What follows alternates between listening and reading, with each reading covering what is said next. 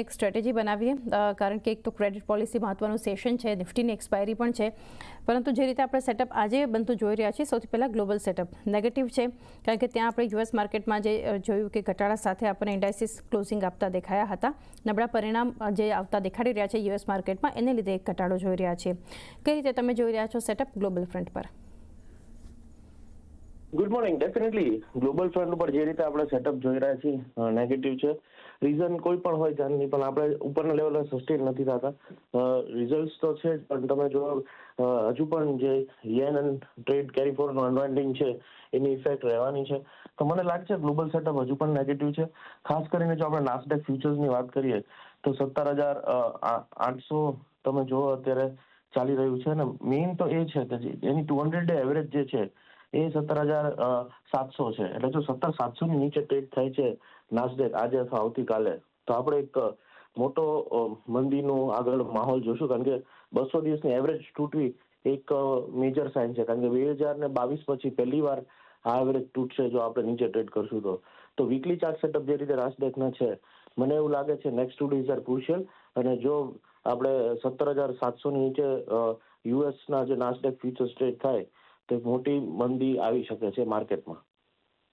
જી, overall એક view બનતો દેખાડી રહ્યો છે. હજુ જો એક ઘટાડો ગ્લોબલ ફ્રન્ટ પર નાસ્ડેકમાં જોશું તો ગ્લોબલી પણ એક મંદી આવી શકે છે. ત્યારબાદ એફઆઈએસ અને ડીઆઈએસના નંબર એ જ રીતે આપણને જે ઓલમોસ્ટ સેટઅપ આપણે જોઈ રહ્યા છીએ ઘણા દિવસથી ખુશ. એફઆઈએસ 3,315 કરોડની વેચવાલી કરી છે કેશમાં, તો ડીઆઈએસ સામે એનાથી પણ વધારે મજબૂતી છે. 3,801 કરોડ બાઇંગ જોઈ રહ્યા છે કેશમાં. વાયદા કારોબારમાં ઇન્ડેક્સમાં 1,032 કરોડનું સેલિંગ છે. સ્ટોક ફ્યુચર તેમણે ખરીદ્યા છે 3,054 કરોડની આપણને એક દેખાડી રહી છે ખરીદારીનો ફિગર. અને જે સતત વેચવાલી આપણે જોઈ રહ્યા છીએ એફઆઈએસ તરફથી ઉપરના સ્તરથી એક ઘટાડાનો પણ હજુ વધારે એક ભય બનતો દેખાડી રહ્યું છે. તો કઈ રીતે આ નંબર્સ તમે જોઈ રહ્યા છો? ડેફિનેટલી કન્ટિન્યુઅસ સેલિંગ છે. એટલે તમે જો આપણે ડીઆઈનું માર્કેટ જે આપણે ફંડ્સ છે, મ્યુચ્યુઅલ ફંડ્સ એ મે બી અને રિટેલ છે એ લોકો માર્કેટને બચાવે છે. અને આ સિનારીઓ આપણે છેલ્લા 1.5 વર્ષથી જોઈએ છીએ. ચાહે રશિયા યુક્રેન વોર હોય, ઇઝરાયલ ઈરાનનું હોય ટેન્શન, કે એચડીએફસીનું જે આપણે ફિયાસ્કો જે હતો જાન્યુઆરીમાં, budget day, result, election day, હંમેશા ડીઆઈ અને રિટેલર બચાવ્યા છે. પણ પ્રશ્ન એ રહેશે ચાંદની કે કેટલું હજુ કેશ છે રિટેલર્સ પાસે પૈસા લગાવવા માટે. જો મ્યુચ્યુઅલ ફંડ્સ અને રિટેલ ટ્રેડર્સ બાઇંગ કરવાનું બંધ કરી દેશે તો આપણે સારું એવું સેલ ઓફ જોશું. એટલે મને લાગે છે કે ક્યાંક ને ક્યાંક આ ફિગર્સ હવે મને ગભરાવે છે. કારણ કે એફઆઈના ફિગર્સ તમે નેટ જો આ મહિને સારું એવું સેલિંગ છે. તો મને લાગે છે ચાર્ટ પેટર્ન, ગ્લોબલ સેટઅપ અને એફઆઈનું સેલિંગ જોતા એવું લાગે છે કે માર્કેટ આગળ જતા હજુ પણ એક કરેક્શન આપી શકે છે. તો હજુ પણ એક કરેક્શનનો ભાઈ માર્કેટ માટે બનતો દેખાડી રહ્યો છે. તો સૌથી પહેલાં સ્ટ્રેટેજી જે આજે એક્સપાયરીનું સેશન નિફ્ટી માટે આપણે લઈએ, કારણ કે જે રીતે આપણને ગઈકાલે નિફ્ટીમાં એક ક્લોઝિંગ જોવા મળ્યું છે, આજે એક્સપાયરીના સેશન રીતે તો ફોકસમાં રહેશે. લેવલ્સ હતા 24,297ના, લગભગ 1.25% એક મજબૂતી સાથે નિફ્ટી આપણને ક્લોઝ આપ્યું છે. સાથે કોલ રાઇટર્સના ઝોનની ઉપર ટકવામાં એટલીસ્ટ નિફ્ટી સફળ રહી છે. 24,300, 24,400 અને 500 પર કોલ રાઇટર્સ આપણને જોવા મળ્યા હતા. ડીઆઈએસની ખરીદારીથી 24,000 અને 50 ડીએમએ પર બેઝ માટે પણ એક મદદ મળી છે આપણને. પુટ રાઇટર્સ નીચે જોઈએ તો 24,200, 100 અને 24,000ની સ્ટ્રાઇક પર છે. કઈ રીતે હવે લેવલ્સ આગળ જોઈ રહ્યા છો કુછ નિફ્ટી માટે? ડેફિનેટલી નિફ્ટીમાં મને એવું લાગે છે કે આજે એક્સપાયરી 24,000 થઈ શકે છે. પણ જો પહેલે 3 અવર્સમાં એટલે કે જો 12:30 સુધી ફર્સ્ટ હાફમાં 24,000 નીચે ટ્રેડ કરીએ છીએ તો મને લાગે છે 23,800ના એક્સપાયરી આવી શકે છે. અત્યારે ટ્રેડ સતત જોતા એવું લાગે છે કે સાયકોલોજીકલ લેવલ છે 24,000 ત્યાં એક્સપાયરી આપી શકે છે. કારણ કે આપણે ગેપ ડાઉન તો થશું, પણ જો 24,000નું લેવલ બ્રેક કરીશું તો 23,800, અધરવાઇઝ મને લાગે છે આજે 24,000નું લેવલ આજુબાજુ એક્સપાયરી આપીશું. 24,000ની નજીક એક એક્સપાયરી આજે આપણને દેખાઈ શકે છે નિફ્ટીમાં. નિફ્ટી બેંક 50,119 આ લેવલ્સ પર ગઈકાલે ક્લોઝિંગ આપણને લગભગ 450 અંકની એક મજબૂતી સાથે જોઈ રહ્યા છે. હજુ પણ 50,500 એક હર્ડલ ગણી શકાય નિફ્ટી બેંક માટે. જોઈએ આગળ લેવલ્સ અને કોલ રાઇટર્સ અને પુટ રાઇટર્સના ડેટા જોઈએ. જે સ્ટ્રાઇક પર સૌથી વધારે આઉટસ્ટેન્ડિંગ હોય કોલ રાઇટર્સ 50,500, 51,000 અને 51,500 પર આપણને દેખાયું. તો નીચેની તરફ જે પુટ રાઇટર્સ આપણને વધારે માત્રામાં જોવા મળ્યા હતા 50,500 પર, 50,000 અને 45,500 પર. તો હવે નિફ્ટી બેંક માટે કઈ રીતે તમે વ્યૂ રાખી રહ્યા છો?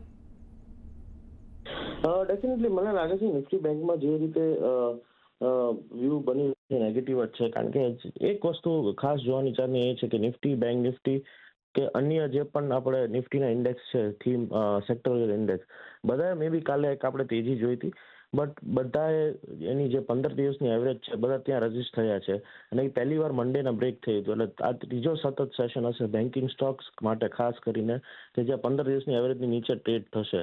તો જે 15 દિવસની એવરેજ છે 50,600ની આજુબાજુ આવે છે. જો 50,600ની નીચે આજે સતત ટ્રેડ થઈને ક્લોઝ થાય છે, તો મને લાગે છે નીચે 47,800ના ગેટ ખુલે છે. તો મારા મતથી આજના દિવસે પણ સેલ ઓન રાઇઝની સ્ટ્રેટેજી અપનાવી જોઈએ. બેંક નિફ્ટીમાં સ્ટ્રિક્ટ સ્ટોપ લોસ રહેશે 50,600, અને નીચેની સાઈડ મને લાગે છે આજના દિવસે 49,580 નું એક લેવલ છે જ્યાં આપણે ટ્રેડ કરી શકીએ છીએ. એટલે ઓલમોસ્ટ 500 થી 600 પોઈન્ટનો ક્રેશ આજે આવી શકે છે બેંક નિફ્ટીમાં. ડેફિનેટલી બે ટ્રેડ છે, બંને શોર્ટ સાઇડ છે. પહેલો છે રિલાયન્સ ઇન્ડસ્ટ્રીઝ. મને લાગે છે રિલાયન્સ ઇન્ડસ્ટ્રીઝમાં એક હેડ એન્ડ શોલ્ડરનો પેટર્ન બની છે, જે એક નેગેટિવ પેટર્ન ગણાય છે, અને જ્યારે પણ આ પેટર્ન ફોર્મ થાય છે એમાં ખાસ કરીને લાઈફાઈ પાસે તો એની એક્યુરેસી 70% હોય છે ટેકનિકલ એનાલિસિસમાં. આનું કન્ફર્મેશન મંડેના જ મળી ગયું હતું, બટ સતત 3 દિવસથી આપણે એક જ લેવલની આજુબાજુ કોન્સોલિડેટ થઈ રહ્યા છીએ. તો રિલાયન્સ વેચો 2980 ફ્યુચરના સ્ટોપ લોસથી. નીચે મને લાગે છે 2750નો લેવલ આપણે આ એક્સપાયરીમાં જોઈ શકીએ છીએ. અને સેકન્ડ છે ટાટા મોટર્સ. હાઈ બીટા છે એટલે રિસ્કી ટ્રેડર્સ શોર્ટ કરે. મને લાગે છે વીકલીમાં એક નેગેટિવ પેટર્ન બની રહી છે. 1045ના સ્ટોપ લોસથી આ સિરીઝ માટે તમે સેલ કરો ટાટા મોટર્સ. નીચે 980ના ટાર્ગેટ દેખાઈ રહ્યા છે. So I think first trading call રહેશે બલરામપુર ચીની. આપણે જો સ્ટોક વીકલી, મંથલી અને RSI બી પોઝિટિવ મૂવિંગ એવરેજ બી સ્ટ્રોંગ જોવા મળી રહ્યો છે. તો મને લાગે છે કે બલરામપુર ચીની લોંગ કરવાની સલાહ રહેશે. 475નો સ્ટોપ લોસ રાખો, 520નો લક્ષ્ય રાખો. સેકન્ડ આઈડિયા છે હિન્ડાલ્કો. આપણે જો સવારે પણ ડિસ્કસ કર્યું તો મેટલ પર્સપેક્ટિવમાંથી ક્યાંક ને ક્યાંક ફરીથી એકવાર બાઉન્સ બેક જોવા મળી રહ્યા છે મેટલ સ્ટોક્સના અંદર. તો મને લાગે છે કે જે હિસાબે સેટઅપ છે અત્યારના, તો 611નો સ્ટોપ લોસ રાખો અને 655નો ટાર્ગેટ રાખો. કેમિકલ સ્પેસનો અતુલ લિમિટેડ પહેલી બાયપિકનું રેકમેન્ડેશન રહેશે. 3-4 દિવસ એક નેરો રેન્જમાં કોન્સોલિડેશન થયા પછી ગઈકાલે ફ્રેશ બ્રેકઆઉટ કન્ફર્મ થયા છે. 8036નો ક્લોઝ છે. 7820નો સ્ટોપ લોસ રાખી 8450ના ટાર્ગેટ માટે લઈ શકાય. IEX એટલે કે ઇન્ડિયન એનર્જી એક્સચેન્જ બીજી પીક રહેશે. હાર્લી ચાર્ટ્સમાં આમાં પણ ગઈકાલના સેશનમાં એક સ્ટ્રોંગ બ્રેકઆઉટ કન્ફર્મ થયું છે. 198નો ક્લોઝ છે. 192.50નો સ્ટોપ લોસ રાખી 211ના ટાર્ગેટ માટે લઈ શકાય. 3 થી 4 દિવસનો ટાઈમ ફ્રેમ બેવ રેકમેન્ડેશન માટે, અને આ બેવ સ્ટોક અમે અમારા ક્લાયન્ટ્સને પણ રેકમેન્ડ કરેલા છે. ઇન્ડિવિજ્યુઅલ મુવમેન્ટ માર્કેટમાં તો મુવમેન્ટ છે, તો આ પ્રમાણે બે કોલ છે, બંને બાય સાઇડમાં છે. ફર્સ્ટ કોલ જો છે ડૉક્ટર પેથલરનો છે. કાલે જોયું હતું કે stock had moved up significantly, and મને લાગે છે કે it might break the 52 week high and move up. તો અગર હું વાત કરું તો રાઇટ નાઉ કરંટ ભાવે તમે બાય કરી શકો 3270ની આસપાસ છે, અને 3125નો એક સ્ટોપ રાખીને ચાલો. Play for the target of 3490. Time frame two hold the counter will be 3 to 4 trading session. બીજો જો કોલ છે તમારો